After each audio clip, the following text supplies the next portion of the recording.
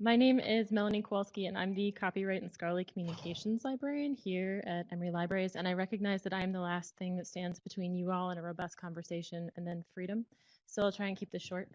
My job here today is to talk to you about the ways in which libraries are trying to support open access publication.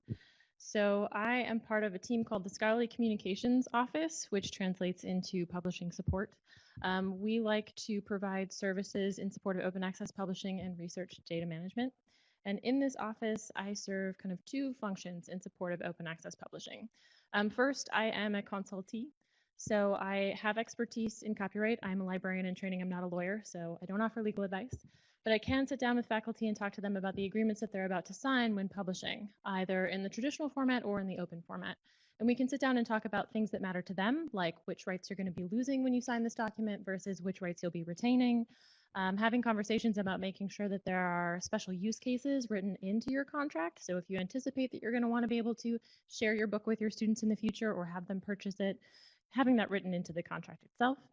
I also answer general copyright questions that may pertain to anything related to academic research, teaching, or scholarship. So the range on questions that I get in that area is pretty broad. In terms of publishing, it can be anything as simple as a procedural question, like I need to use this image in my book, how do I go about getting permission, to something that requires a little bit more of a strategic or risk assessment type of analysis, like I've got this corpus of 300 texts, I want to digitize them, make all of the content publicly available, and build out this robust text mining tool. Can I do it and put it on the university website?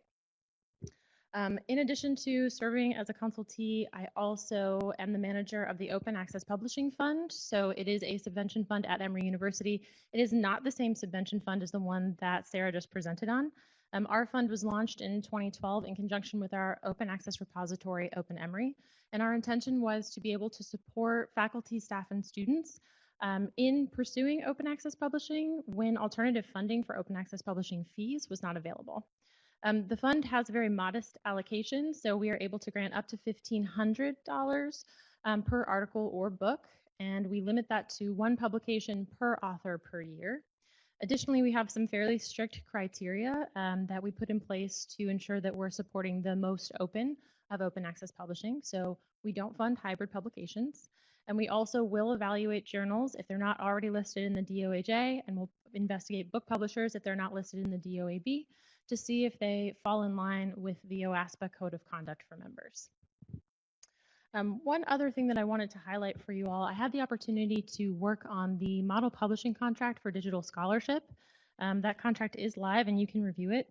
It was a project that was funded with the very generous support of the Andrew W. Mellon Foundation. It was a project between Emory University and the University of Michigan.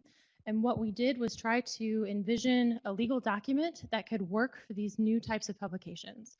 So when you look at a traditional book publication agreement, it is very much rooted in the print tradition. There will be a lot of language around the number of copies per print run. There'll be a lot of information about how royalties are going to function. And when you switch to an open access format, some of those things don't necessarily map. So our goal was to try and create a document that would anticipate those needs, both the things that we knew were already in existence in terms of open access publishing, as well as those things that can't be anticipated.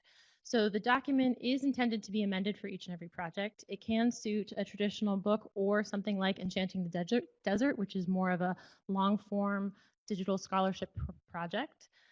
We've also included in the documentation some sample permissions letters because permissions will change when you change the type of publishing format. And we have also included several addenda that can be added to the agreement. So in certain situations, you'll want to have an addendum to talk about how marketing of this resource will go down.